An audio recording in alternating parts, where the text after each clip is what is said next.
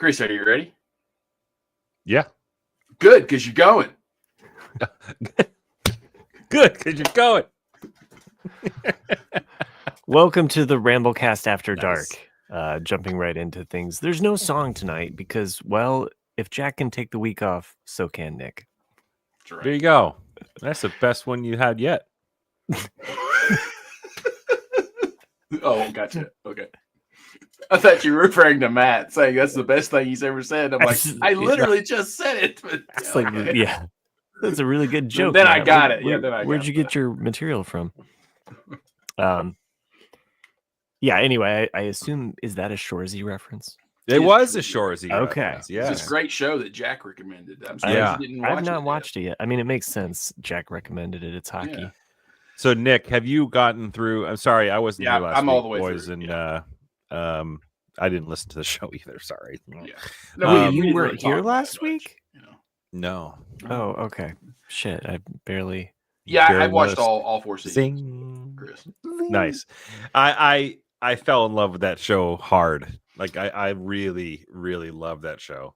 I'd watched the first season when we recorded last week, and then I went ahead and watched the rest over this past week. And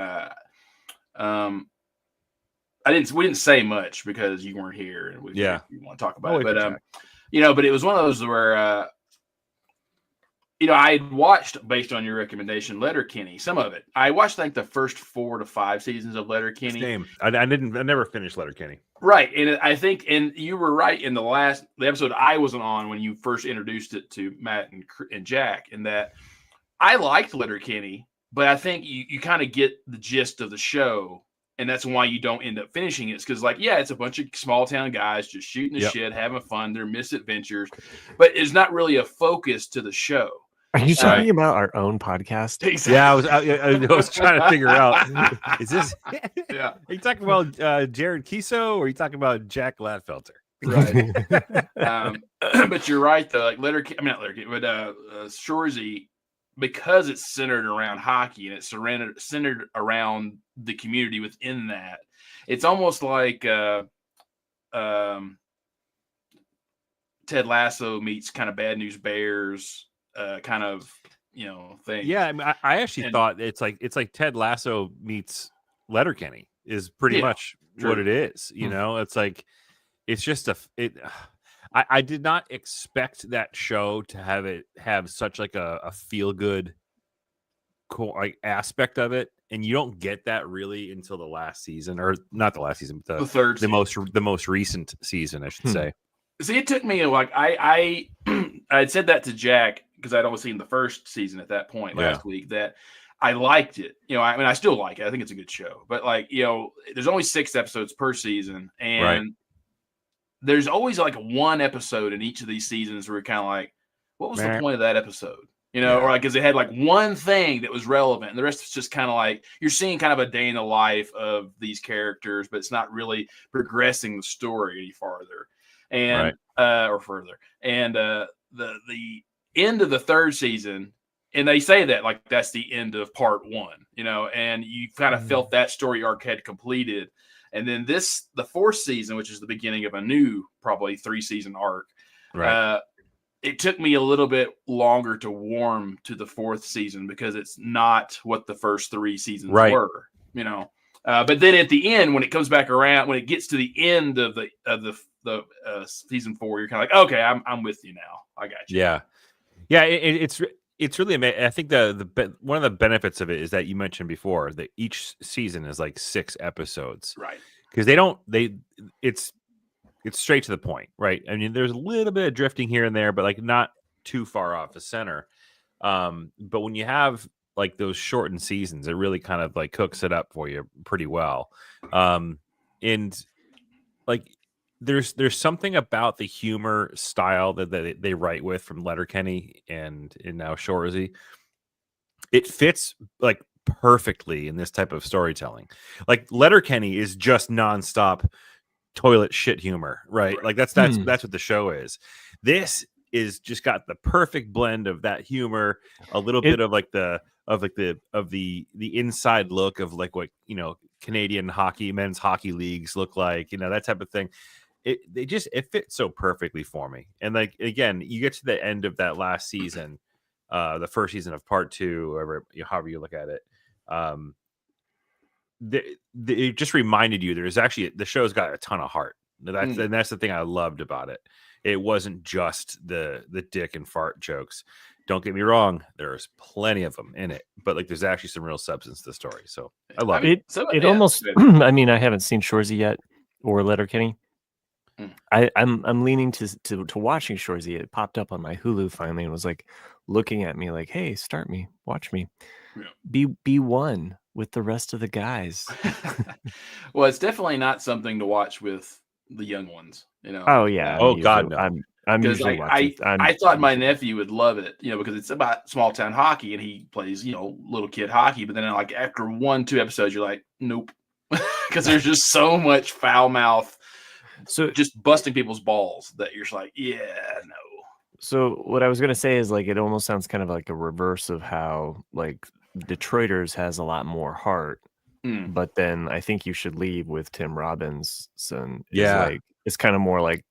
It's kind of all over the place with sketches, and it's just like it doesn't really have a focus or a purpose. Whereas, you know, and I'm just gleaning that from like this aspect of the comedy styles of these two shows. So, you know, I mean, some of my favorite parts in Letterkenny are not even the main story. It's just like because there's always like these in at least one episode. In every episode, there's he like Jack did, you know, he refs like the younger people's games. So good. And you never see him actually ref the games. He's just like standing against the glass with the kids in the penalty box, just busting their balls, just you know? chirping. And it's all the one-liners that you just see him spitting out. You're like, whoever is writing these are it's genius, like you know? It's just like one after another after another.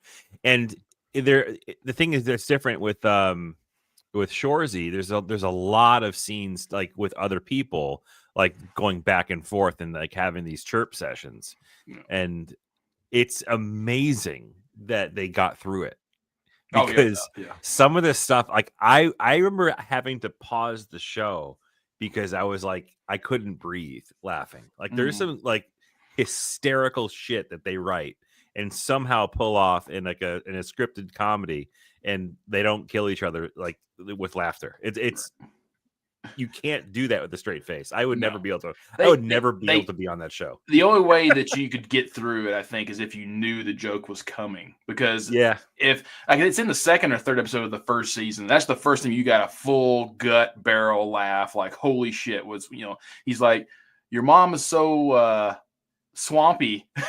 Like Ducks Unlimited won't even claim her or something like that. It's something like that, and that one got me like, oh my god, that's so wrong. And then just your mom's so gross. She keeps faking jellyfish stinks just to get me to pee on her.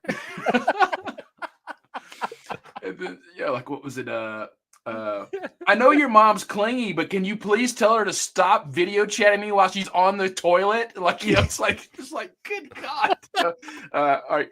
Oh, your mom keeps me in such suspense. Like, I never know if it's cocaine or powdered donuts on her lips. It's just all this like random shit that they say. It's unfucking believable. And what's awesome is that it's an accepted, like at least in the show, it's like an accepted like cultural like phenomenon in this town where it's like if you said that anywhere you'd be arrested type of shit, you know what I mean? But like it's like everybody from the the female owner who's chirping back and forth to the supermodel who's dating one of the hockey players chirping at people to like the waitress at the bar like going toe to toe with people. Like it's just so constantly funny. That's the thing I love about it. Like it's the entire episode you're either like laughing at one of their crazy ass jokes or laughing at how ridiculous and contrasting like hockey life is with anything that I'm actually aware of. Like it's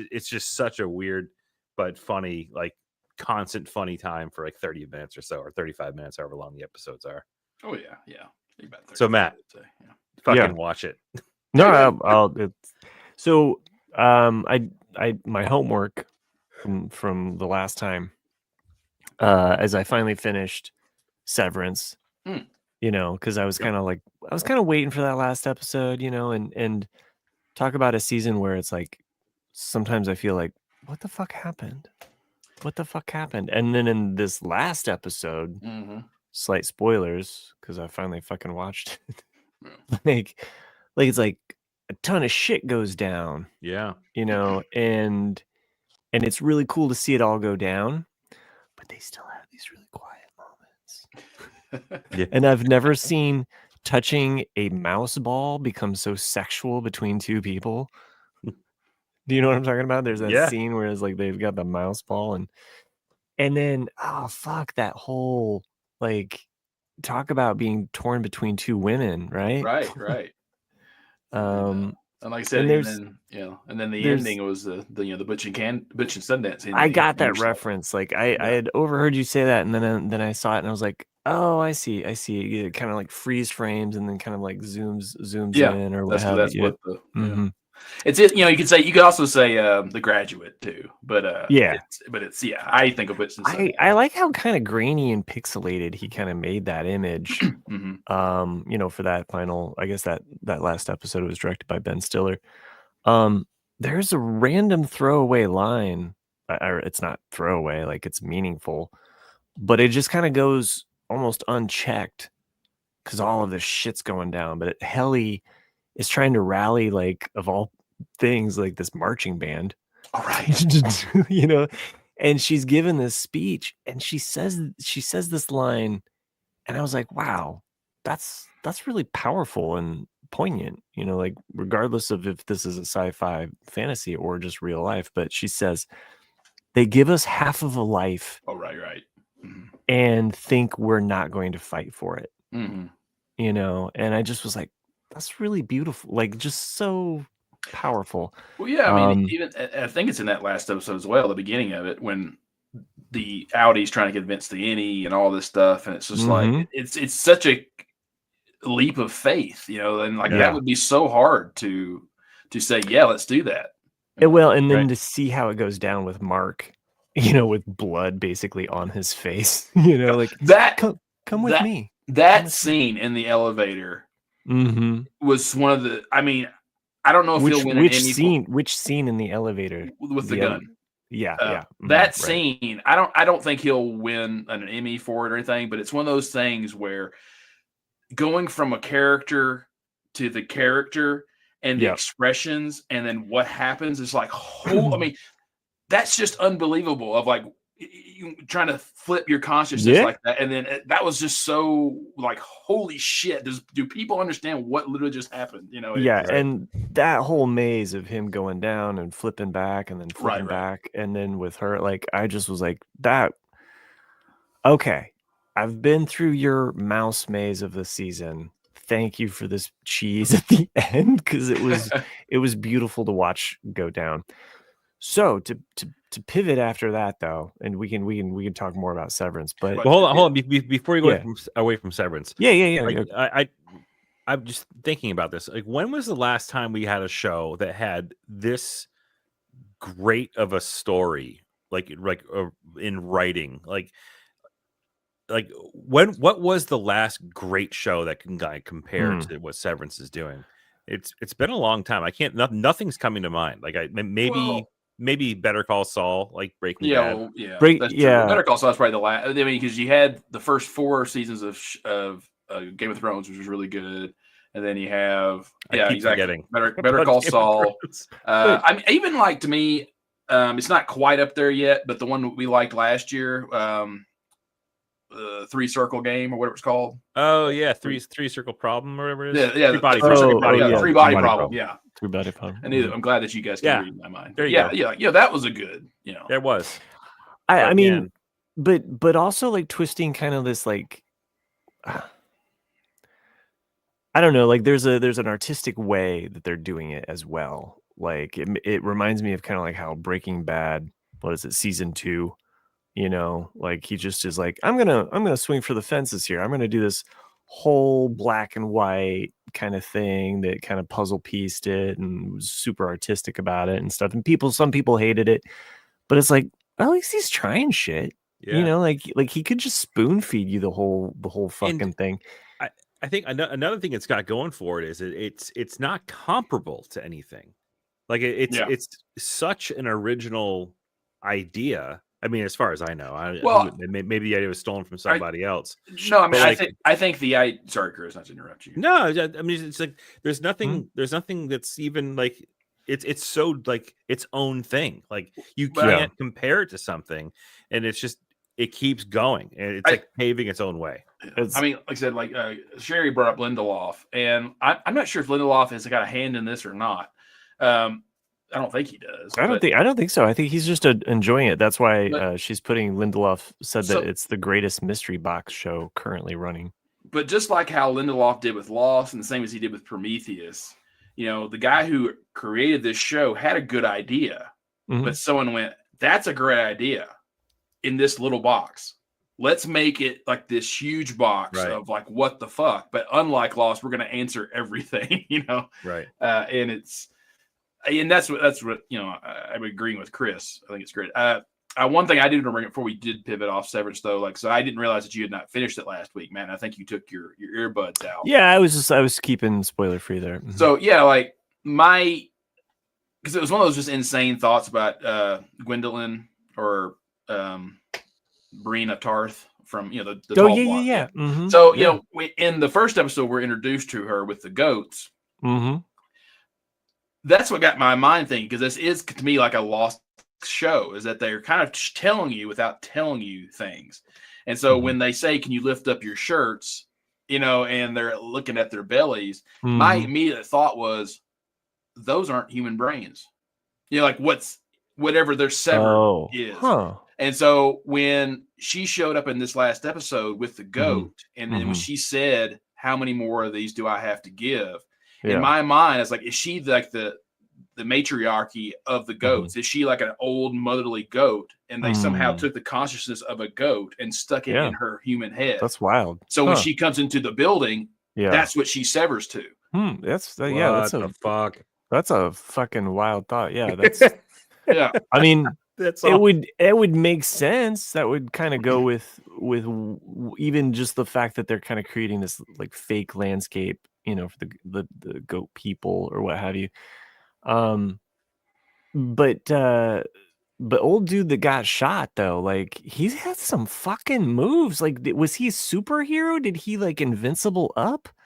Like he's like swinging Adam Scott around like a log. So, but I mean, that show's great, man. It could go anywhere. Awesome. You have no idea. Yeah. So okay, I after watching that and it's got some intensity to it, and I was like, okay, you know what? I'm just gonna settle down my brain. I've been meaning to watch this other show. It's coming back for another final season. Nick, you've been watching it. Oh. Righteous Gemstones. Oh yeah. I was like, I need a laugh.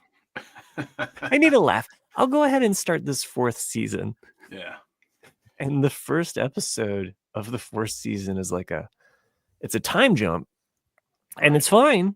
I mean, I liked the episode, but I was like, this was not what I was like. I was expecting, Walter Goggins. Like I wanted that character. I wanted kind of all of the funny stuff that kind of goes along with it. And it was like, it was a different mode this first episode for season 4, and obviously it's going to set up something. I don't know. I assume that Gold Bible is going to come back. But, I love that first episode. I forgot that. No, I liked it. Yeah. I just was like, not. Well, in my mind, I was already thinking of John Goodman and like where the main story's going, and I was like, "Oh right, I forgot about the old, the old." It's like a Civil War, basically, Chris. It's like a Civil War kind of flashback story kind of line, and I mean, it's not flashback. I mean, it just kind of takes place how it all started, and it's great. But I was also like, I was like already kind of like, all right, I'm in it for some Adam Devine, Walter Goggins, you mentioned Goodman, like I like all of these characters, and they're hilarious. Sounds like I need to watch this show. Everybody, you should. Well, I mean, if you like the other 2 shows they did, were Vice Principals and then the baseball one. Oh yeah, McBride. McBride, yeah, like you'll like this. If you like Danny McBride, it's that I didn't even know what it was. I'm being honest with you. Like so it's that like style. Basically, Gemstones is about an evangelical father who's ran this kind of like church corporation, and he has children, mega churches, like a mega church, and he's got 3 children that were spoiled brats, that are spoiled rotten, and you get to see them just. And Goggins is the brother of Goodman's wife. Passed away. He's like he's basically a brother-in-law. You know, but the thing is that family kind of think. What is that other show that is about Succession? It's kind of like Succession, except in a mega church, and it totally makes fun of all of that shit. Like it's the hypocrisy, the money, the fakeness, just everything about it. Like, so how many episodes of this season have you gotten into, Matt? I just watched that one. Just that one? Oh, okay. Yeah. I know. I'll get into the rest of the season. A couple of like, what the fuck kind of moments in this one so far. This was just some of my evening like, I better watch, and I wanted to jump into Shorzy, but I should have probably done that. It probably would have made me laugh. You should do it. But I forgot. I hadn't watched it yet but I just got access to Max. Yes. So I started watching White Lotus. Nice. You know what we should do? You know what we should do though? Before we should probably talk about it after a commercial break. Let's do it. I found out something when I missed an episode and I listened to you guys, is that when we do that, Colleen doesn't always put the commercial break at the commercial. And because you'll just hear like time for commercial break, and then you see like the 2-second pause, and then we just keep talking. You're like, what the fuck? Why do I write down when we take the commercial break if you're not going to put the commercial break where the commercial break is? Well, so we sound like complete assholes. So for people that don't know, we write this stuff down and pass it along to our superiors. So I got into watching White Lotus. I don't know what episode number I'm on. Like I think maybe 4. How many are there? 6 or 8? 8. It's the I just watched the episode where the 2 brothers hook up. Wait. You're a little bit further than I think. 4. That is like the 4th episode. Yeah, that's like. Is it? Yeah. Yeah, so when Arnold Schwarzenegger's kid like whacks off while his brother's banging the broad. Oh, that's right. That's it. Yeah, but you haven't got to the next episode where you actually see what really happened. Okay. Yeah. Oh, okay.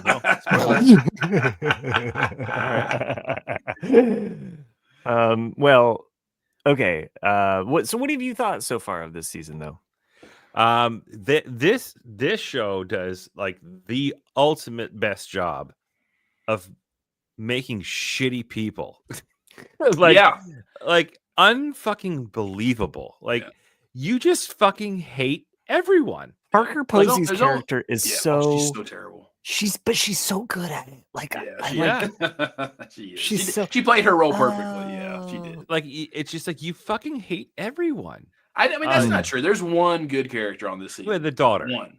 Yeah, well, the daughter. Yeah. No, I'm talking about Goggins' girlfriend. She's like the one. Oh, she's somewhat innocent. Yeah. Naive. She's actually Chelsea? Awesome. She's well intentions. Is that her friend? I can't remember her. I think it's Chelsea. I think that's her character name. The skinny kind of hooker friend. No. I think Chelsea's the Goggins, but I'll look it up. Yeah, whatever her name is. And I thought for sure that because I think it's the same episode when the terrible Los Angeles ladies go out clubbing with the 3 monkeys and his buddies. Like I for sure thought that it was going to be like a red herring. Oh, they're all gay. They didn't want anything to do with you. Like they just wanted to hang out. Right. But we didn't get that, and the whole fucking cast of characters is Chelsea. They're just fucking terrible people. Yeah, I mean that's every season. Everybody on that show is. I'm so impressed with how good at writing that shit they are. Like, so you haven't absolutely despise them all. Oh, so you haven't gotten Sam Rockwell yet? Wait till you hear that. No, I did. No, I did you? I watched him. Yeah, what the fuck? Like, that was such a good scene. Like the look on Goggins' face. Yeah, is like, that would be everybody's face. I'm sure if you had a camera on your own face, you'd be like, "What the fuck?" and how Sam Rockwell delivers it. It's so good. It's so matter of fact, and like, yeah, this is what happened. Like, this is like his awakening. Yeah, I just realized I really want to fuck myself. Yeah. Realize that's what sounds like. So I'm buying this girl to watch me, and I realize, I even remember. Yeah, he's like he wants to be. I want to be her watching me get fucked. You know, and I'm like, what the fuck? Yeah, it's fucking crazy ass show. Absolutely crazy show. I still believe in the 7 deadly sins theory, even though the writers have never confirmed that. I think that's a fair, especially, and I don't want to give anything away for Chris. He's on the journey here, but especially given how this season ended, I'm like after the season ended, I was like, oh yeah, Nick's this makes sense. So my theory is the first season's greed, second one's lust, this one's pride. Is the way I see it. Okay. Because like to me, you can't really fully guess what it is until you've watched the whole season, and then you're like, because like I thought this season was something different. Really?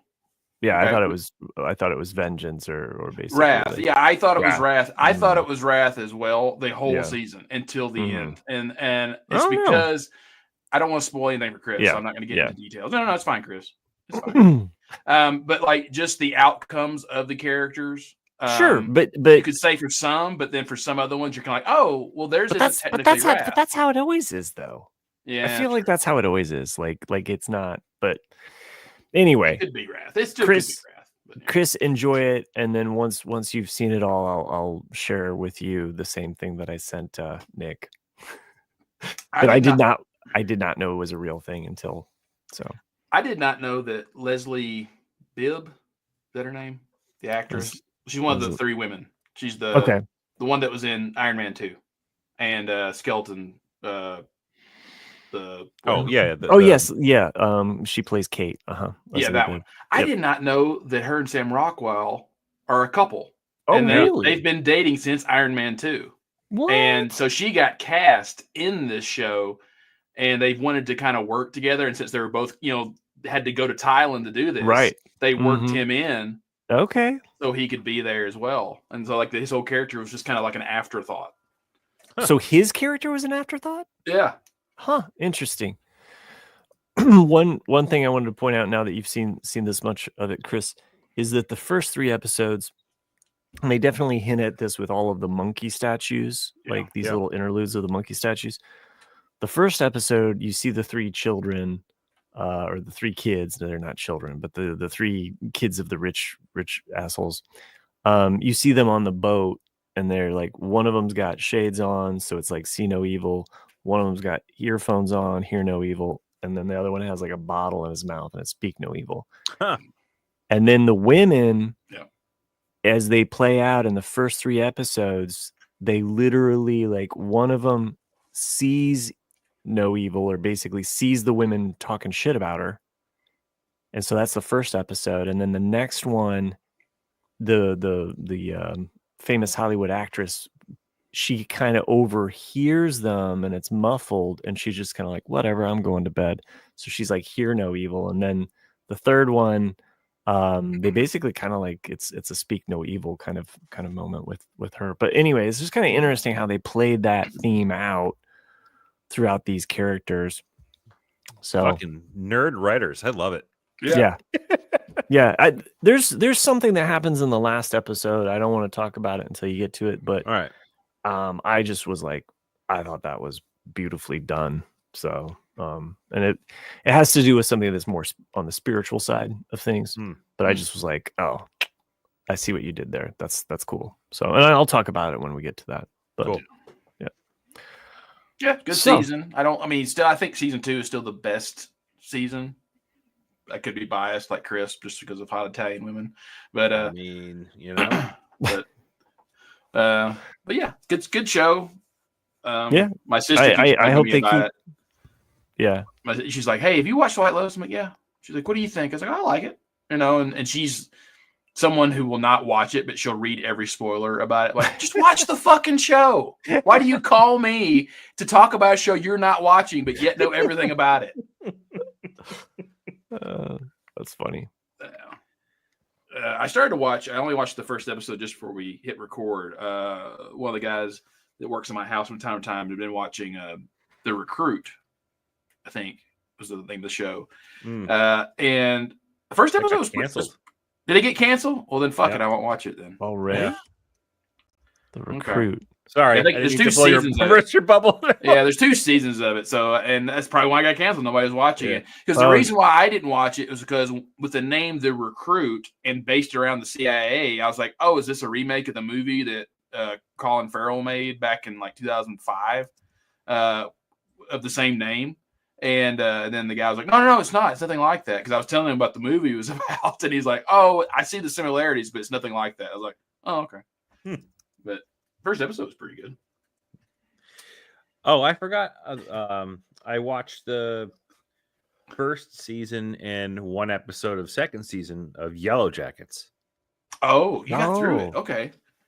Well, no, it's I same. Like Congratulations. I forget when because you can now stream it on. Yeah, the only reason I'm not still watching is because it's a paywall at this point, right? Right. So, so season 1 was on Netflix, and you could stream episode 1 of season 2 on, I think, a couple different places, or maybe it was Paramount Plus.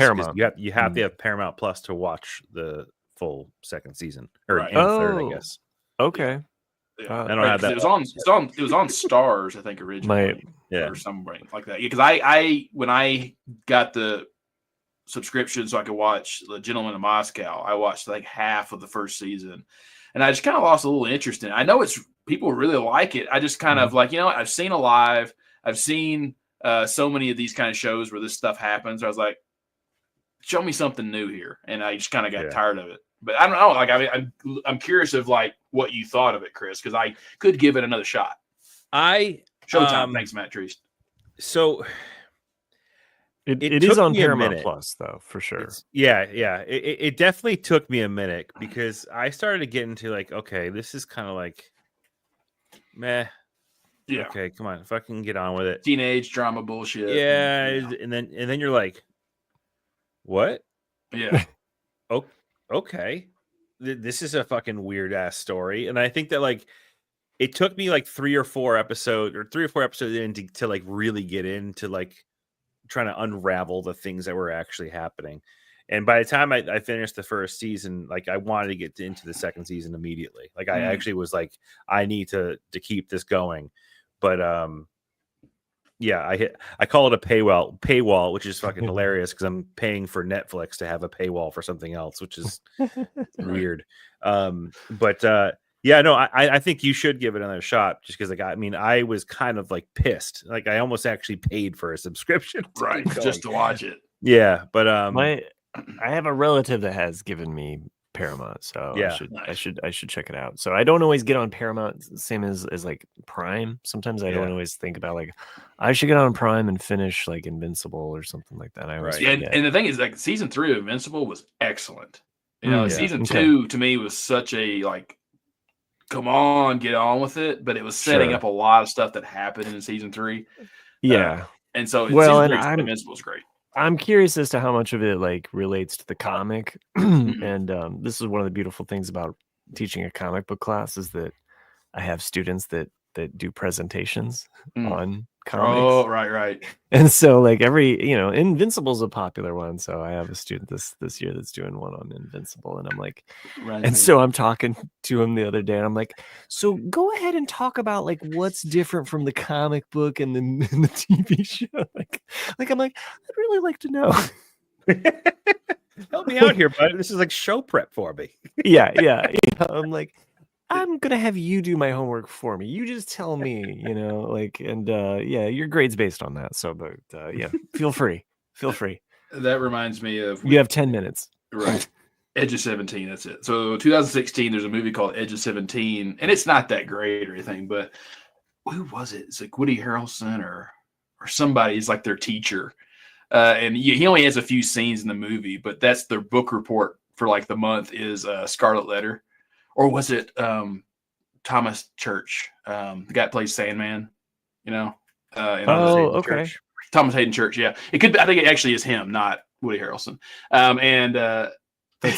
He kind of says that like at some point he's like, I swear to God, because if I have to read another fucking report of someone talking about the bathing scene through the door and how romantic it was, because like that's the Demi Moore movie version is like that shit never happened. It's just like just kids being kids. I don't want to read the book. I'll just watch the movie, and and that's what Matt you were describing. Reminded me of that.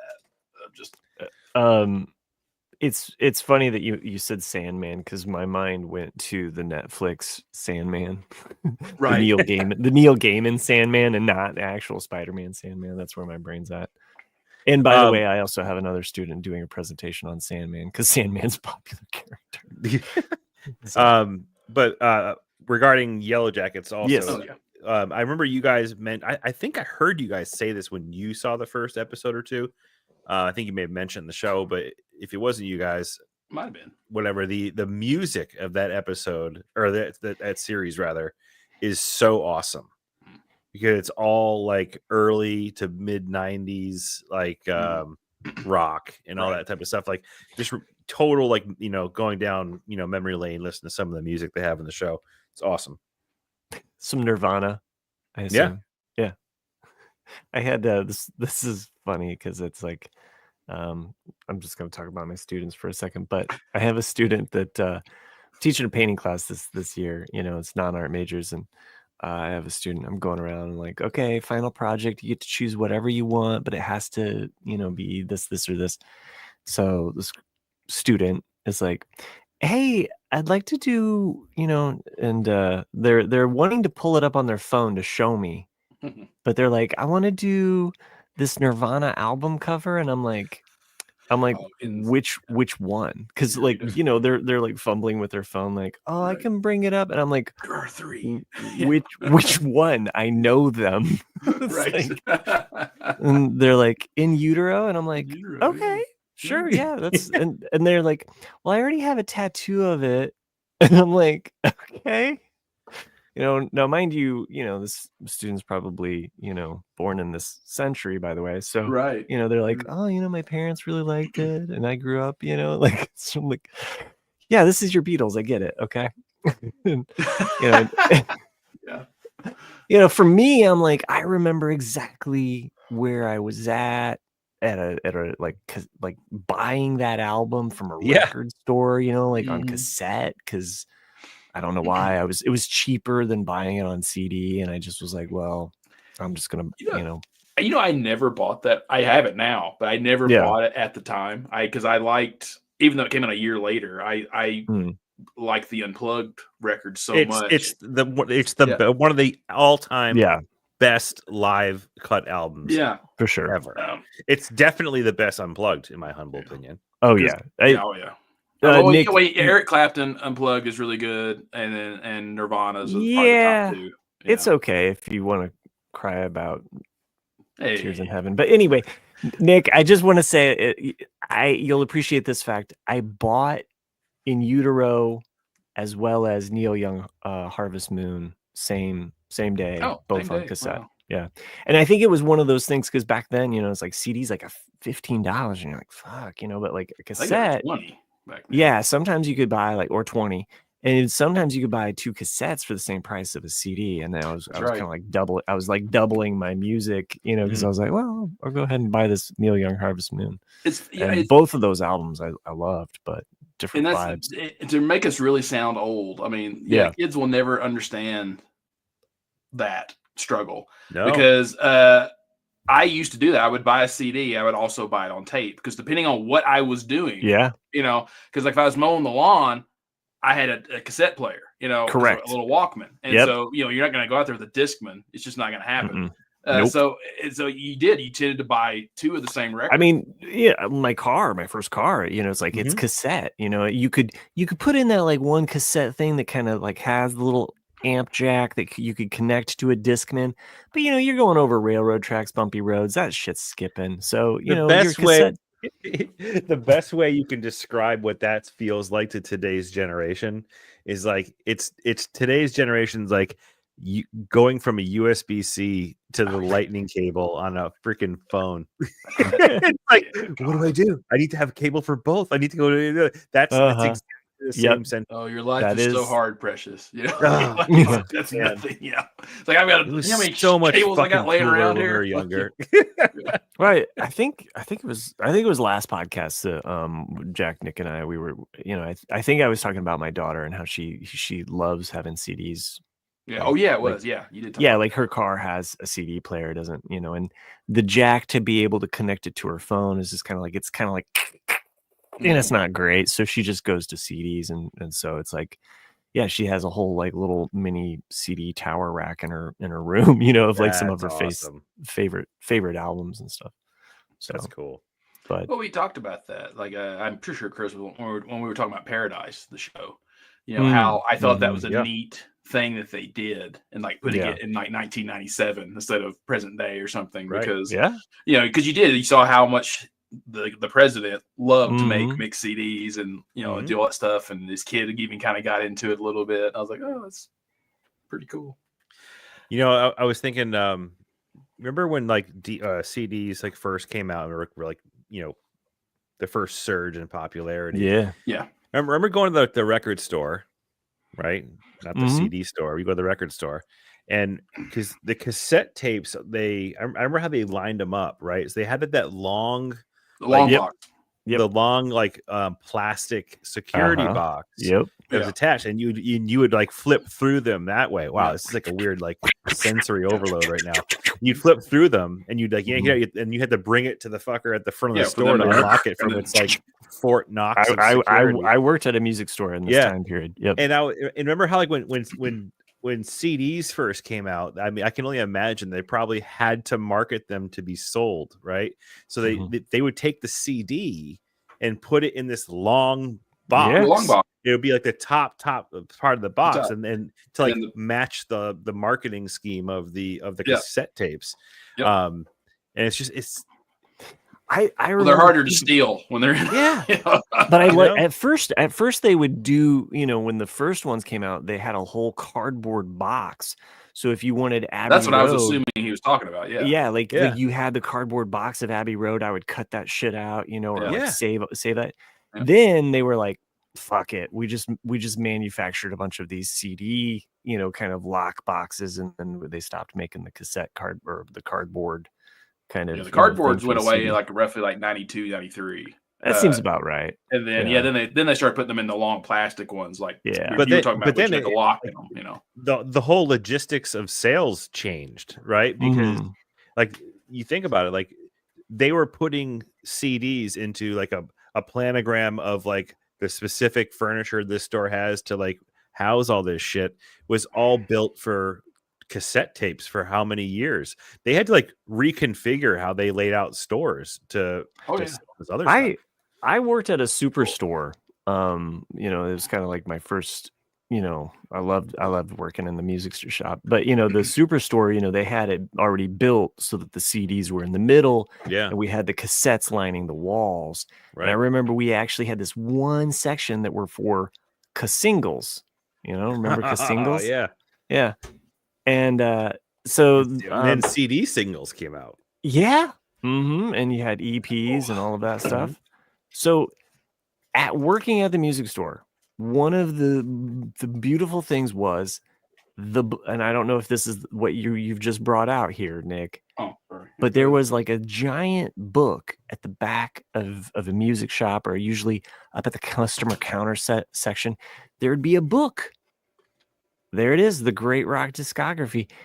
And it would list all of every single. Yep.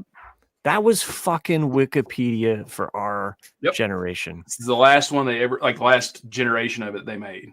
And really? You can tell how I've got it duct taped. I mean, I had this thing for so long because that's what I needed. I wanted to know like what order, like what was the single, like all the stuff. Like what albums did Fleetwood Mac come out? You couldn't go to the internet and just type up and be like, what's there? You were just kind of like, you could go to the library maybe. but really the music store, you go to that like resource thing and look through and be like, oh, these are all of the Beatles albums. These are all of the Bob Dylan albums. And it blew my mind too, because like when I started, because I had I had the older generation before this one, but it blew my mind how, being from a little town that I was from, when I'd be like, hey, I need you to order me a CD. And they're like, what? I was like, I need John Lennon's. I remember it specifically this one going, I need John Lennon's Mind Games, 1973. And they look at you like, we have Imagine. I'm like, I don't need Imagine. I want Mind Games. And they're like, oh. And then they would have to like get on their computer and like look it up. Like, oh, it'll be here in 6 to 8 weeks. Like, everything's fucking 6 to 8 weeks. Jeez. Like life as a child back in the day, it was just like, you'd send away UPC codes for something and be like 6 to 8 weeks. Yeah, I saw, I almost bought it too. I saw a t-shirt ad. I'm a sucker for fucking t-shirt ads, by the way, on Instagram. But it stopped me dead in my tracks. I didn't order it, but it says, I still owe money to Columbia House. Right. Remember, you'd attach a fucking penny to like a postcard, and they send you like a dozen CDs, and you're like, oh, you have to buy X amount, and then no one ever fucking bought them. They never could come after you. You just got a bunch of free CDs. Nick, I did exactly what you did with John Lennon. I would do that once I started working at a music store too. I would just be like, oh, I can special order these for myself. Right. So that's how I got all of Bob Dylan's discography. I went through all of Bowie. I went through all of Lennon. I was just like, I'm getting all of this shit one way or another.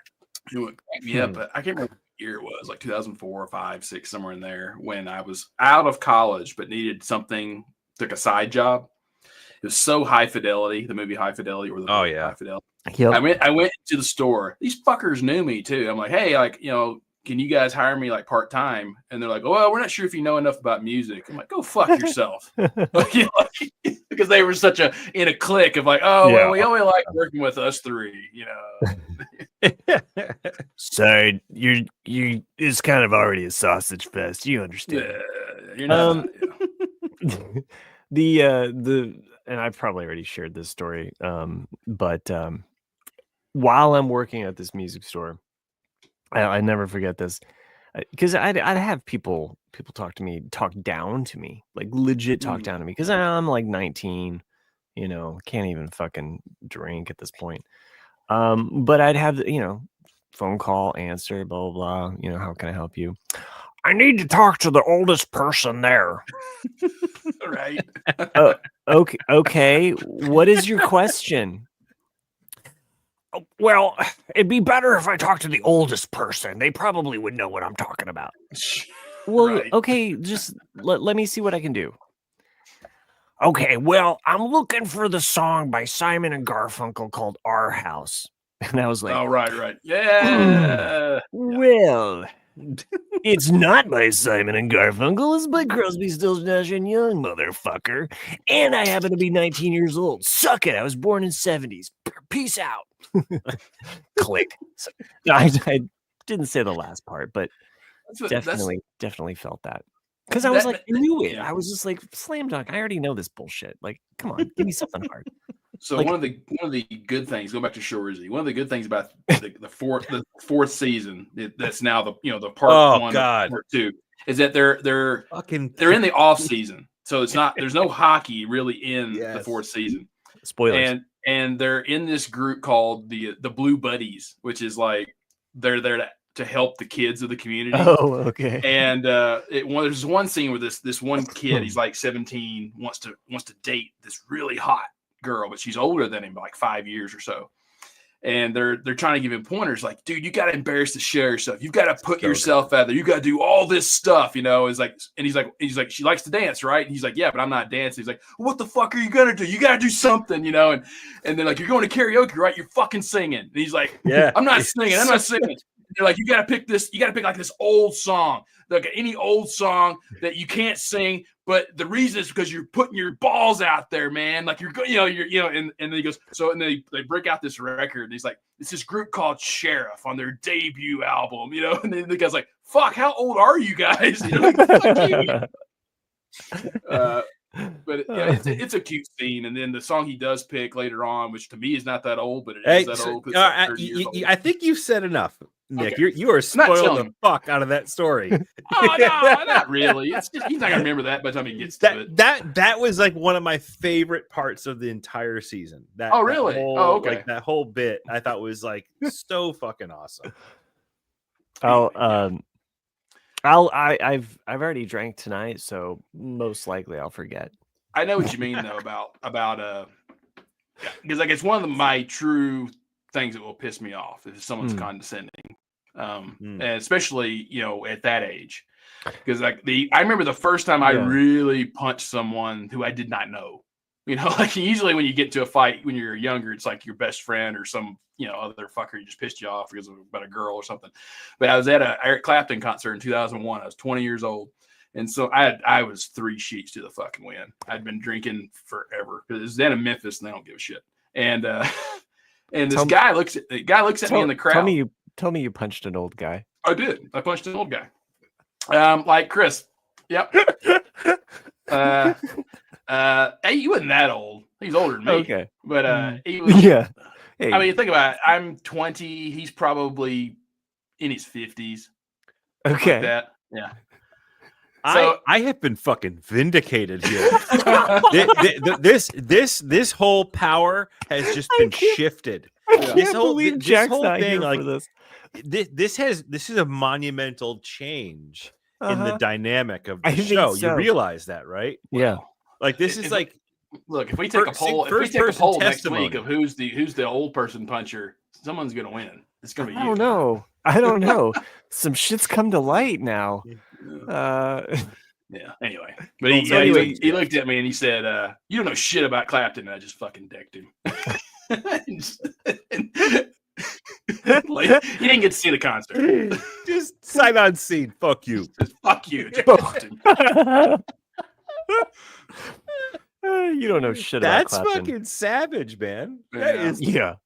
Back then, it was a short fuse. It was just like, I'm full of ribs and beer right now, dude. Don't fuck with me. Yeah. And you don't know where the ribs are at. Damn. I have been set free. Thank you. Like fucking hell. Oh man. We should probably take another commercial break. Let's do it. We'll make it really 5 seconds long.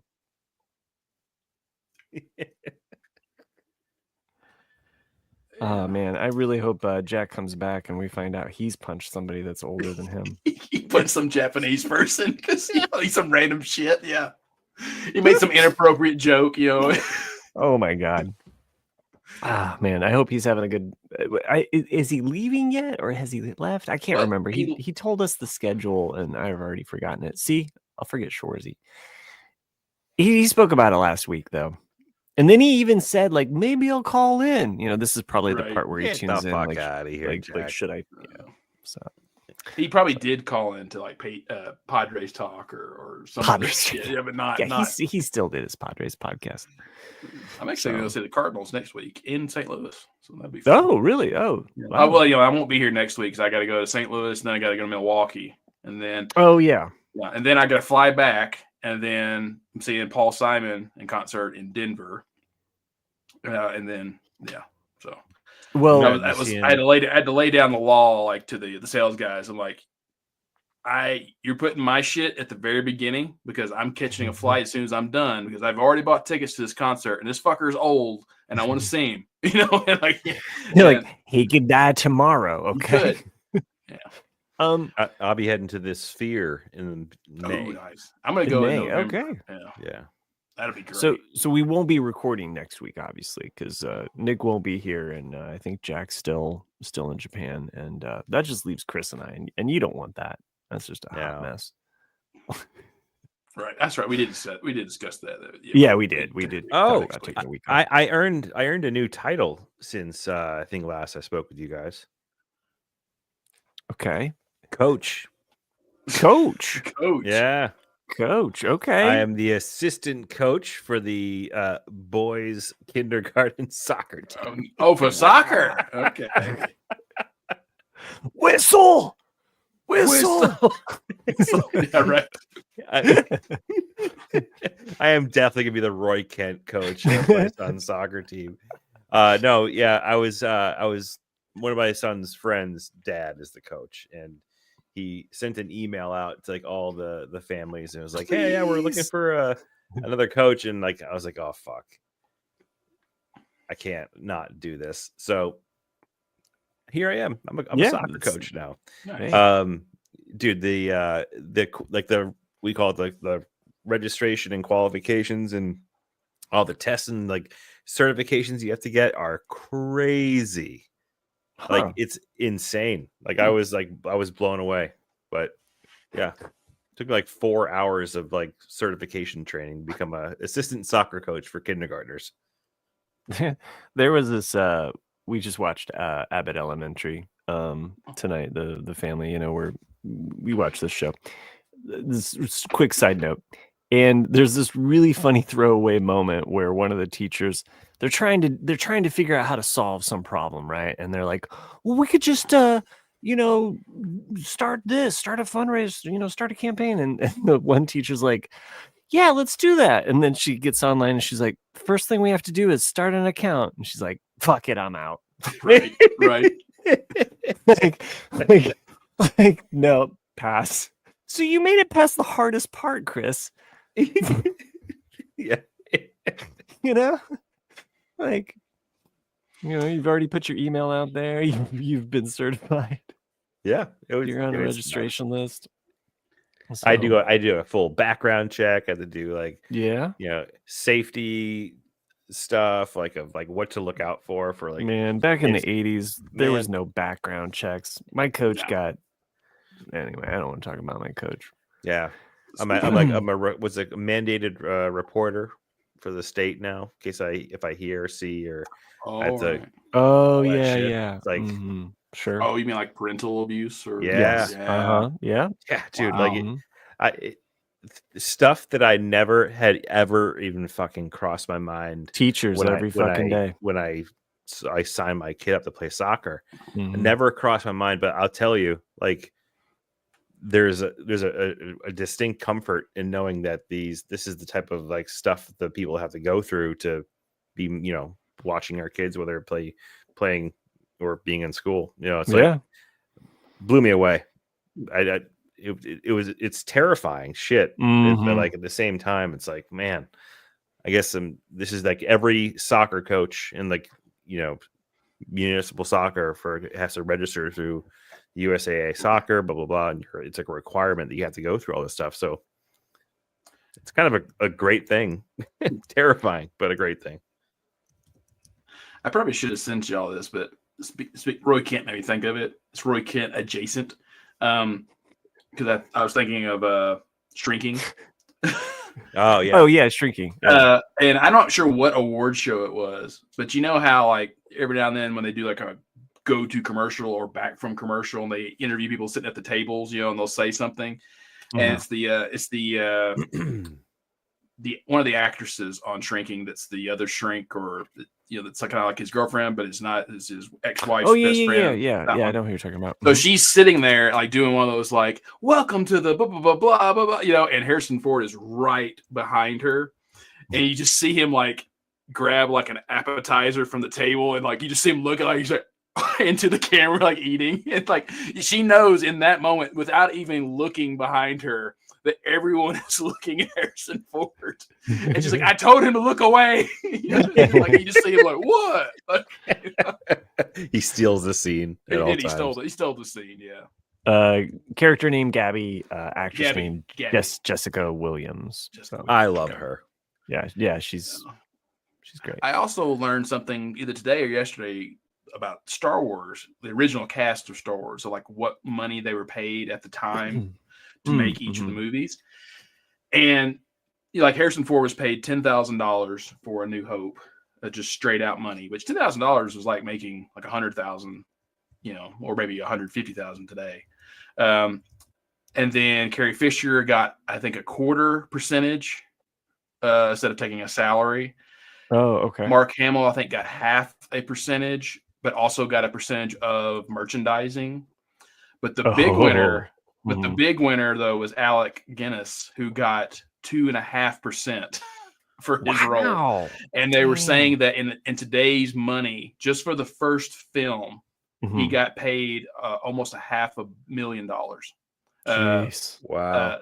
For what little, not what little, but but right. It was insane. Well, they needed to get him. They wanted his name, right? Yeah, for the draw. And I as I recall, he looked down at the movie. Like he wasn't. He didn't think it was anything special. Well, I think he got, like a lot of people, he got bitter after they were over because he had done so many, proper films. That he really admired, because this was actual work. What I did here was just something I did for fun because I wanted to play this wizard character, but now everyone knows me for that character. Right. And fuck, I'm Gandalf. Yeah. Right. Yeah. And that's kind of what he thought. But I know I brought that up before. Now, Carrie Fisher, though, she was paid in Quaaludes for the third film, right? Right. Yes. Well, I mean, like I said, we've said that in probably on Owen and Beru's, which we have not done in forever, but there's that famous screenshot in Empire Strikes Back, or it could be Return of the Jedi, where her hand's on Han's shoulder and you see her pinky, her fingernail is so long for the cocaine. Have you never seen that? No. Yeah, I forget which. I think it's where she's like, "Hey, are you okay?" It could be that scene, so it could be from Return of the Jedi. But there's definitely a screenshot, just excavator on her hand. Yeah, you see it on her pinky. The nail is so long, so she can grab the cocaine and just do it. And you're like, "Holy shit!" Jesus Christ, she was a hot mess. Oh yeah, absolutely. Oh, like I said, the one time I met her, I remember going "Holy shit, you were crazy," But I mean, you loved her. It's why you loved her though too, because she was so just kind of all off the walls. She was so burnt out though, towards the end, time that takes 3 times your life, off of your 3 times a year off of your life if you're going that hard. It's crazy. Oh, yeah. Yeah, it's just, I know we've talked about stuff like that, and that's what's nuts. When you think about age and aging and how you think when you're a kid, when you're 15, you say you meet someone who's 40, you're like, damn, you're old, But then when you get to 40, you're like, I still feel like I'm a kid.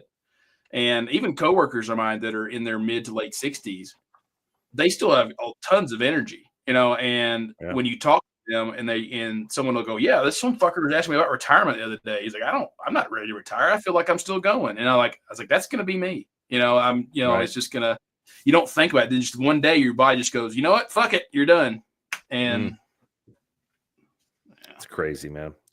And I have so many employees that were born in the 2000s. It's fucking scary. Yeah. Well, that's what I really think about when it comes to that is, when I was in high school sports and the people that are coaching you, speaking of coach, you think of them at 15 through 18 as these guys are they have wisdom. They've played it. Right. They know this sport. They know what they're doing. And when I think about it in my mind now, shit, they were 42, 43 years old. I was like, but in my mind then, these guys were adults. And I'm like, no, they were just, probably guys with, 8-year-olds, 10-year-old kids. And they're like, oh yeah, I'm going to help these guys and I'll be coaching for 10 to 15 years or whatever. And but it's just, things like that I think about. Getting old, man. It blows my mind to think about that with my students. Yeah. Because that they think of you as as an actual professor. This guy's got it figured out. He knows shit. I'm just faking it. Yeah. And I'm like, well, I'm sober. I'm here and I'm sober. I say that to my students every morning. I'm like, I'm here and I'm sober. What do you fucking want to learn today? Well, that's a great. I mean, I'm sure in both of y'all's professions too. You know, like, I mean, I know in mine, I've definitely, when I've done like a lecture or a on stage presentation, you know, and I'll have somebody that's young, that's like 22, 23, like either about to graduate or fresh out of college, and they want to just pick my brain, and like they want to, you know, I'm like, do you think I have it figured out? Is that what it is? Let me tell you, I don't. You know, like, I try to be as honest with, because students, no matter their age, they'll see through the bullshit. So you try to bullshit, they're going to see through that. You know, so the best thing is to be honest. So if I do like as I'm teaching class, you know, it's like I had a student the other day. I was like, you know, what did this happen? And I was like, honestly, I don't know. You know, like that's something I'm unfamiliar with. You know, look it up. You know, it's like I've gone this far. You know, it's like, but I'm not gonna stand up there and pretend like you know, I'm some gemstone and just pull it out of my ass. You know, but yeah, it is weird to think that though, that like, oh, you know, they're looking at me as though I've got this, you know. So but yeah, I mean, it's a living. Yeah. Because I'm teaching. Yeah, I was gonna say, it's just really weird for me to like kind of like similar to you guys, like giving like life advice to these people. Yeah, you know, like I remember being their age. Like I remember being 22, 3, 4 years old, and like just figuring shit out. But I never went to my boss for advice though. Like you know what I mean? Like that just wasn't like. Well, what's sad in a way is that the tricks that we learned at their age are irrelevant. You know, like they're not the same thing anymore. Because you wouldn't believe how many times in between school or in between jobs, my parents would be like, "Oh, just take your resume to the place." I'm like, "No, that's not how it works anymore." Like, what are you talking about? They're like, you have to apply online and you have to do like at least 40 a day, and you're lucky if you hear back from one. You know, and they were just like, "That's stupid. I can't believe." No, you're lying. You're just being lazy. They're like, "No, I'm not. I'm busting my ass applying." You know, right? I've actually worked harder trying to get a job than I do at my job. Right. And that's what's scary. Like I've sat in on 4 interviews, I think now. And I remember when I got my job, I was kind of like the poster boy of like, you need to be like Nick in order to be hired here. You know, and then now I'm like, fuck, I couldn't even be hired, you know, because it's just so competitive, and you know. Getting fucking old, man. Fucking old. Yeah. Stuff. Hey, so last week, I know Sherry, I don't know if she's still in the chat, but she had mentioned, you know, the storms that had came through. Because we record on Thursday, and on Wednesday of last week, we had these tornadoes that came through. And then just a few days later, we had this huge deluge, like just a massive amount of water that just like, so the creek was already high. Like we have a creek that kind of runs through our town, and it was already high after that tornado series of tornadoes. That we didn't have a tornado that came near us. It was further north. But there were storms, so the creek was high. Friday night was like just so much rain, just so much, and I was like starting to kind of worry it in the middle of the night, you know. So I was just kind of up late, you know. You're just kind of like listening to the rain. You're like, okay, like everything's going out of the basement here, like nothing's clogged, or you know, it's like. But man, the next day, like our town we had a flood back in 2008. In our town, and the flood waters came up a house away from our house. So you know, but when we bought our house, it's kind of up on the top of this little hill. We always were like, oh, that's kind of cute. It's on top of this hill. And it's always been one of those like, yeah, we're on top of the hill. It's like, get off my fucking yard right now. like this last one though, I was just like, I want to buy like some of those like personal inflatable rafts, just in case, like I realized it would take, but it came up pretty high. And so, yeah, everything was kind of flooded around us on Saturday. Wow. And then, yeah, it was, I took a bunch of videos and photos, but just the entire park, our park is already in a flood zone. It's kind of meant to be that, to kind of take the water but when you see it from, here to there, and, it takes up the whole bridge, and there was, it's been scary. Like the whole Ohio and Mississippi area. It's just, I think Cincinnati crested at like 61 feet. And then my parents, they live on a hill, but like pretty much all of the roads around them, they basically were an island. Oh, really? Yeah. So is this recent too? From the like last week? Yeah. Or like a few days ago. Yeah. I think Kentucky got hit worse than really what. Bad. Yeah. So Paducah got but it's still like in the 11th or 10th highest the river ever got. Wow. It was really high. Yeah.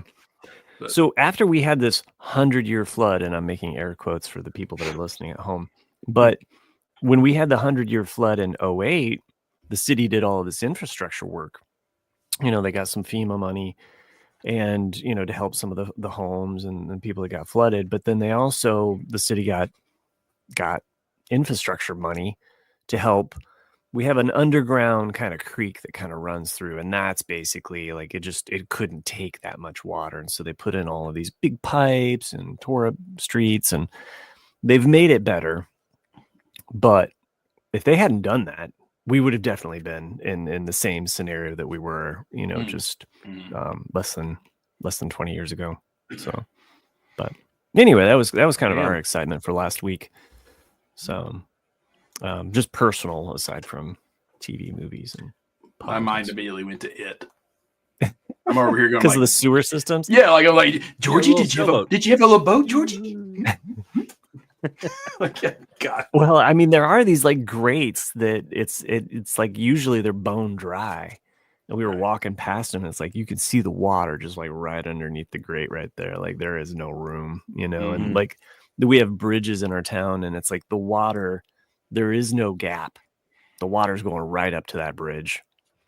It's like there's no under the bridge. Right. It's just solid. That's what blows my mind. Like even the footage I've seen from Western Kentucky is that there's so many people still driving on these bridges, and the water is literally hitting there's nothing underneath, just water. And you're like, it's like, there's like a little bitty pillar, and that's it. It's like all it takes is, and then you're fucking gone. Yeah. It's just like, it's crazy, man.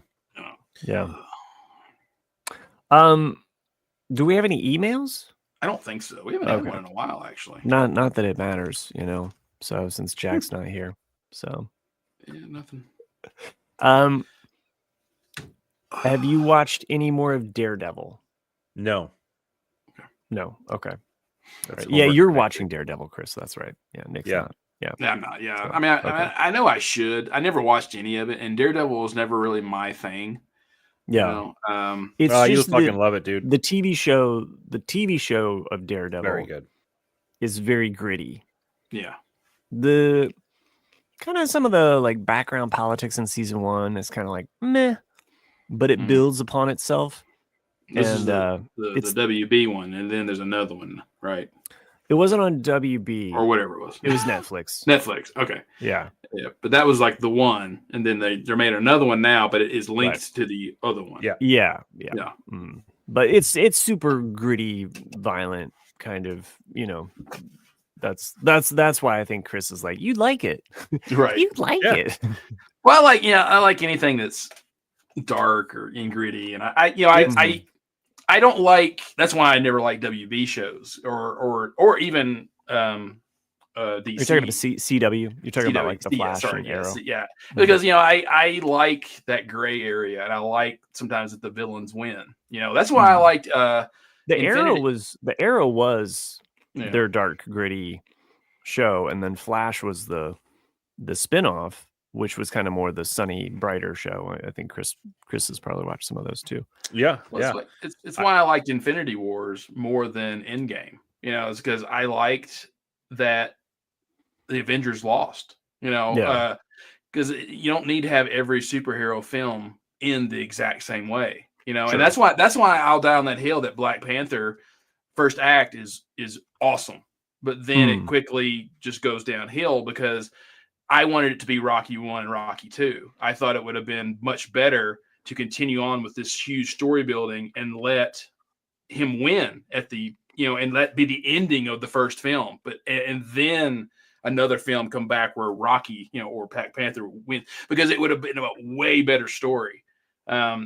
Instead, they did a typical comic and kind of just jammed it all together. And I was like, and I get why people like it, but I just want that, like, hey, sometimes the bad people win because that's life, Yeah. Exactly.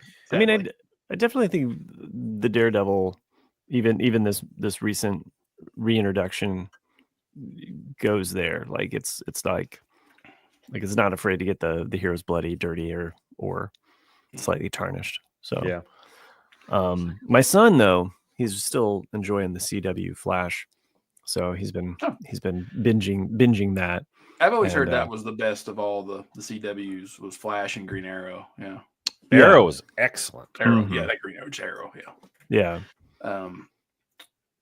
Yeah, it's weird watching Stephen Amell now, like with heels, right? Like when I'm watching him, I'm like, oh. I do hope that gets another season. If anything, just to wrap it up. It has to. I will say though, with Daredevil, before we figure out about that, is I think it might be like so far, at least before the cancellation and rebirth or whatever, it was probably one of my favorite of the Marvel TV shows. Like, I'd be hard pressed to say there's another one I liked more than Daredevil. I mean, even Loki. I mean, I liked Loki a lot. Yeah. I thought Daredevil was excellent. I liked even Hawkeye was decent. Hawkeye was decent. Yeah. That wasn't too bad. Yeah. You will believe a guy will shoot an arrow. Yeah, Hawkeye is of course like Marvel's version of Green Arrow. Right. Yeah. So I did a deep dive as I was researching for my history class. Well, that's what I mean. Of all the characters and how they flip back and forth. Like this character is based off this one's based off that. This one came first, but then they made this. Well, I'm pretty sure we discussed that too. Is that's what was interesting of what they did with Iron Man and Spider-Man in the movies. Is that like, oh, you made them Batman and Robin? Like it's like Iron Man is Batman clearly, and then you have his little underling kid who's like is Robin. I'm like, oh, that makes total sense, and it worked. It's like that's such a, and that's why that it's a I really enjoyed that they did that, but that's what it is. It's Batman and Robin. I saw a really cool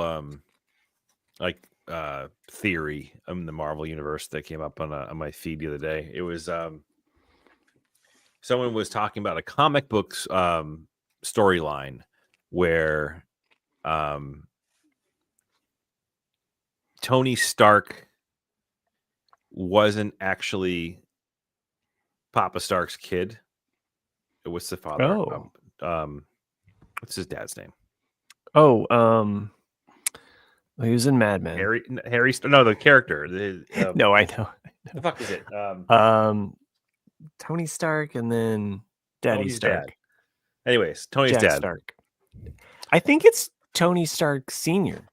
I think it is too. Yeah, I'm gonna look it up. All right, cool. So, anyways, there's an interesting theory that's not actually his kid, Howard Stark. And he was adopted because of the loss of their first child.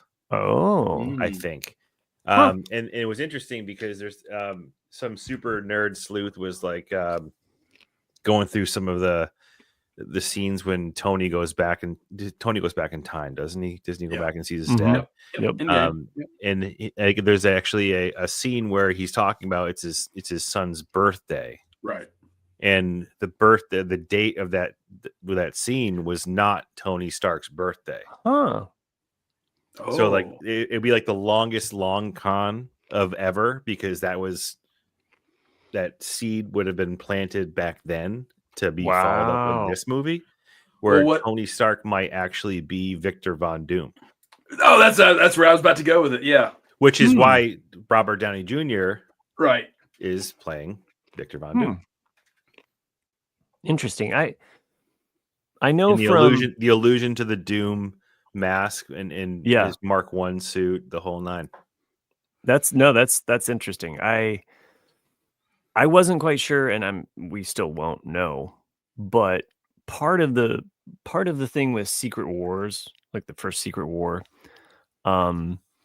is that this great Beyonder pulls all of these different heroes and villains together into one planet.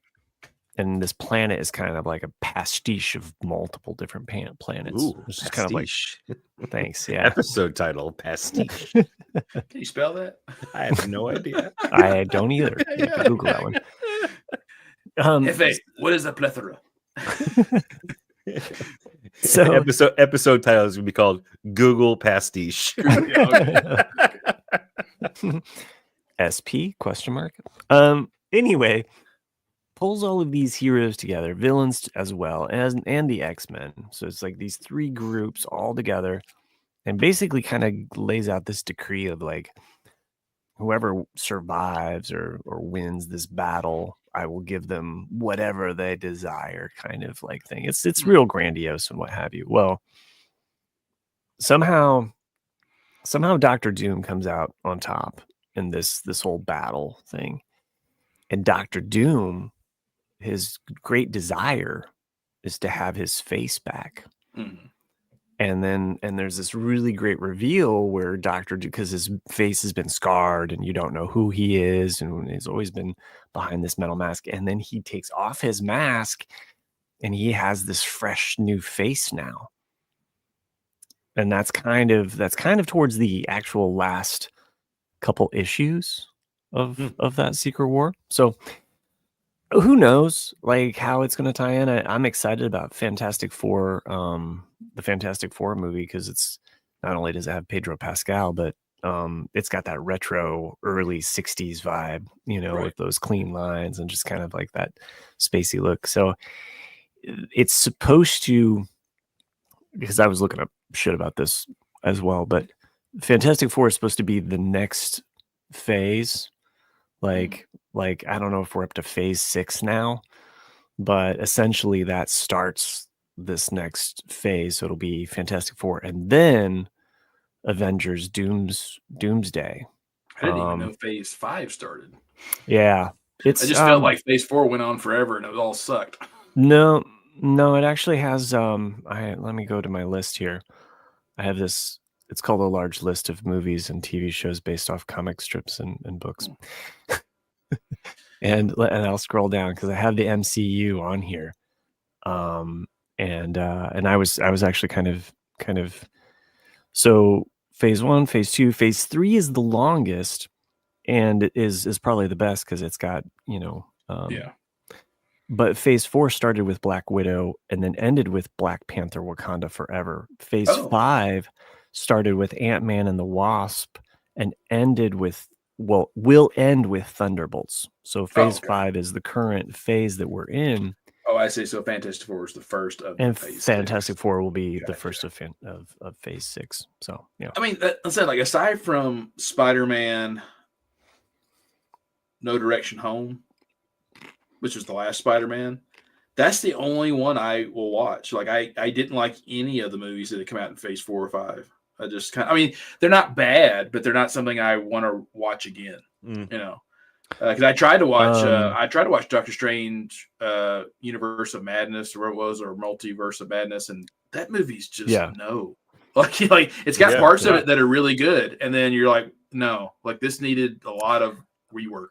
Well, the writers didn't know what was happening with WandaVision, and they basically just turned Wanda into a villain. After you watch WandaVision, it's a betrayal of everything that her character goes through in the TV show. So it's just like, hey kids, did you like Wanda? Well, now she's a villain. Right. Yeah.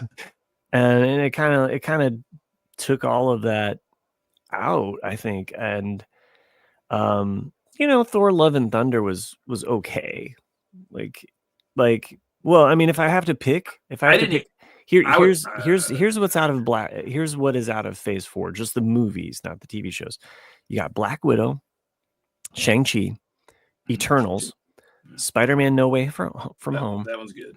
Doctor Strange, in the Multiverse of Madness, Thor: Love and Thunder, and Black Panther: Wakanda Forever. So I have to say, I think Love and Thunder comes out number 2 in that list, because I'm not watching. Yeah. I'm not rewatching any of those other ones. Yeah, I'm not either. Yeah. But at least Love and Thunder's got some GNR. Yeah, true. And then this next phase, you have Ant-Man and the Wasp: Quantumania, which was just mid, at best, mid. Guardians of the Galaxy Volume 3. No, that was good. Well, do you like pets though? Yeah, I know. Because I have some pet PTSD when I watch that. Oh, absolutely. Yeah. I mean, that one was such an emotional roller coaster of like, oh, this is funny. Now I'm going to make you cry. Now this is funny. I'm going to make you cry. And you're like, what the fuck? I felt psychotic after I left the theater. Yeah. Then you got the Marvels, Deadpool and Wolverine, which was great. Right. Yeah. And then you got Captain America: Brave New World, which I have not seen yet, and then Thunderbolts. Yeah, I want to see Thunderbolt. It's coming out. Thunderbolt is just going to be an enigma. Like you have no idea if it's going to be great or if it's just going to be mid or what. I'm really hoping for that one to be good. It has a dark edge feel to it. Like if you've seen the trailers to it, it's got this like kind of cool dark vibe to it, like a Suicide Squad kind of thing. Yeah. Speaking of movies coming out, I did not know until like yesterday that Wes Anderson has a film coming out at the end of May. Really? I love Wes Anderson films. I do too. Yeah. Mm-hmm. So. Yeah, it's called it's like the Phoenician Scheme or something like that. It's something, but it's got it's typical like all-star cast, and so hoping for the best. Favorite Wes Anderson movie? It's hard, right? It's hard. It's so hard because I could just be typical and say like Roll Tenenbaums, but I also love. Is that typical though? I like as a lot. I'm just saying, like he's done a lot of since, Yeah, he has. I mean, to me, I remember when I watched Grand Budapest Hotel, and I remember saying he can never top this because it's so good. I loved Moonrise Kingdom. Moonrise Kingdom is definitely top 5. Also, I love Rushmore a lot. I like the idea of a nemesis. I like Life Aquatic. Really? I mean, it's a good one. Yeah, but it's not one that a lot of people. I like Life Aquatic. I like the silly stuff. I like the dry kind of monotone, like the way that they kind of deliver. I love the whole. I've always been a fan of Jacques Cousteau, so it is kind of like a takeoff of that, and the music in it is just phenomenal. So. I was a big fan, and I was definitely minority. I really liked Darjeeling Limited when it came out, and I remember in the movie theater being the only person laughing because and it was a packed theater because I think a lot of stuff just escaped people that they didn't get that certain things were meant to be funny even in a serious moment. And but I don't know, like I said,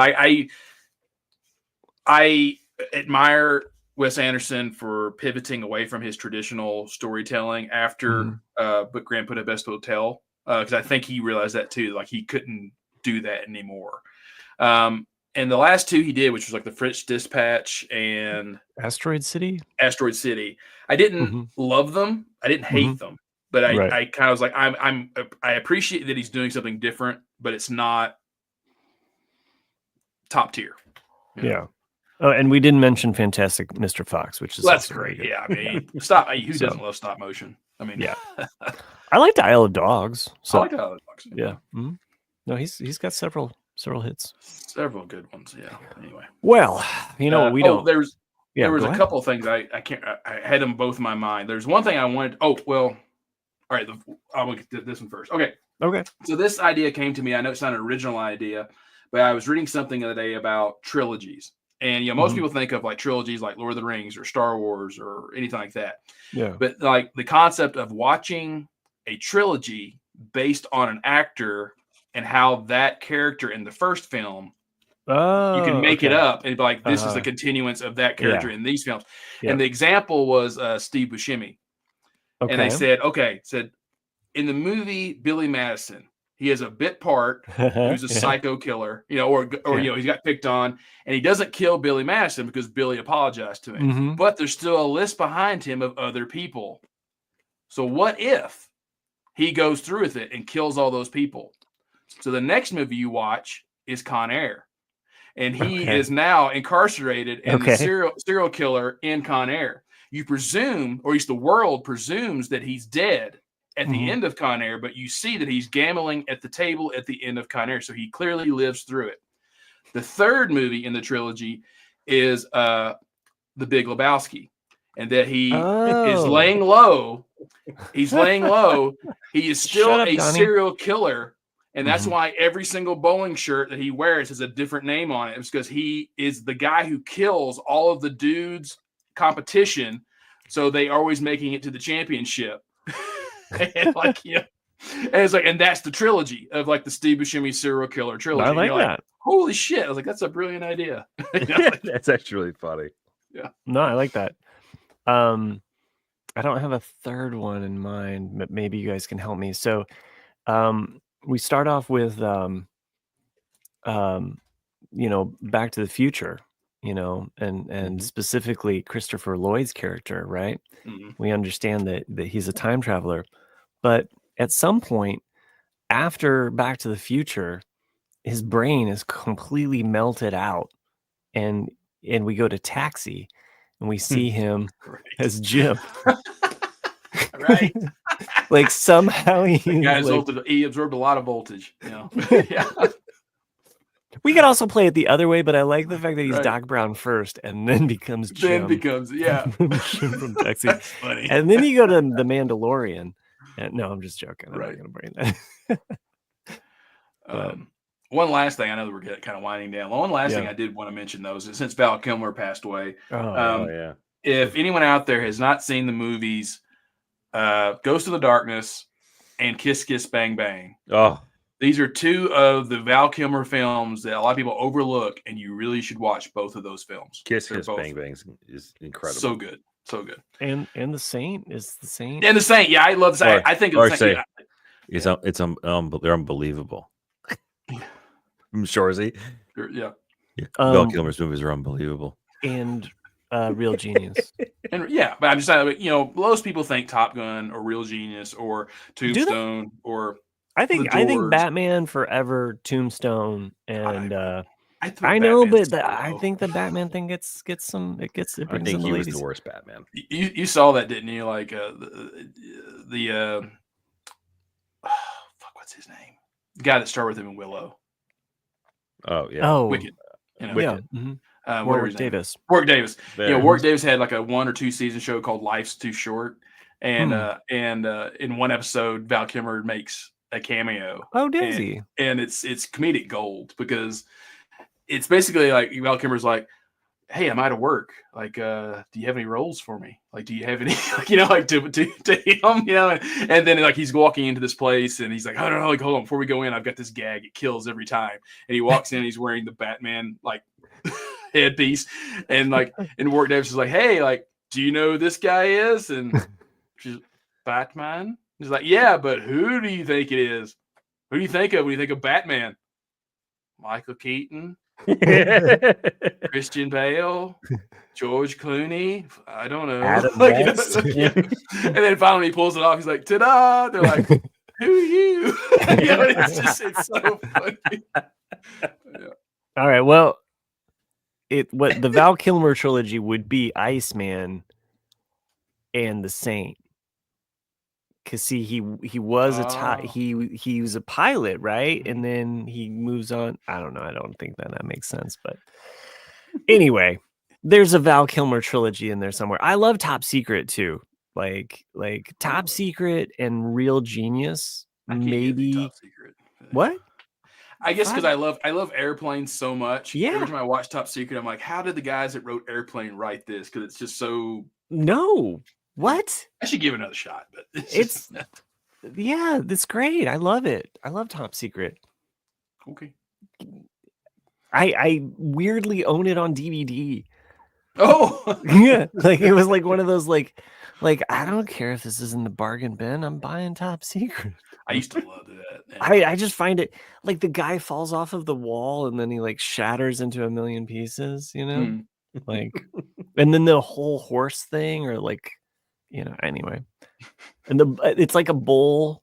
I think it's it's a cow. They're like two guys and a cow, and then the bull comes up and like rapes them. You know, remember that part? It's got some good stuff. Or the sight gag where there's like a giant phone in the foreground and the guy like kind of walks up and picks it up, but it's still a big giant phone. And it's just an optical illusion. God. Okay. Well, we better end this show before I lose any more respect for Nick, and it's not for the usual reasons. Just because I don't. The one thing I don't agree with you in a movie. Like, oh, yeah, I'm a Top Secret. Or what are you talking about? Anyway. Jim, I'm just a pool man. Yeah, anyway. That's what made me think of that. Well, if you like what we do, and why didn't you? Send us your email to still here. We're still here. I mean, you made it this far. Like we've got a pulse, and so do you. Send us an email at rcadcast@gmail.com. We'll actually fucking read it on the air, unless you're Randy, who's just decided to ghost us. Yeah. Randy, where are you, man? What if Jack hated Japan?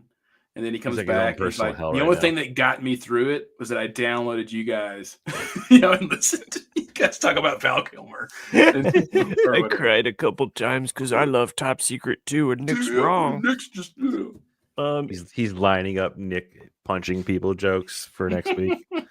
I swear our viewership went down by like 2 people today because we didn't have Jack. But anyway, thank you for everybody that joined us live in the chat. Treese, Sherry, and secretly Randy somewhere. Yeah. Mm-hmm. Everybody's like, Jack's not on this show. I'm not listening. Anyway, thanks for joining us. Some patrons that make this show possible. Go over to jayandjack.com. Give us 10 cents or $1 or maybe more. Maybe you made some money on the stock market. More. Yeah. Send us some help. Some patrons that make this show possible. Maggie the Magnificent, Joanne with the Master Plan, Eckhart Richter Glatfelter, and Ed the Cool California Letter Carrier. Thanks for doing what you do and making this show possible. I hope you enjoyed it. We won't be here next week, but we'll be back in 2 weeks. Click like and subscribe on YouTube. Go over to Ramblecast After Dark.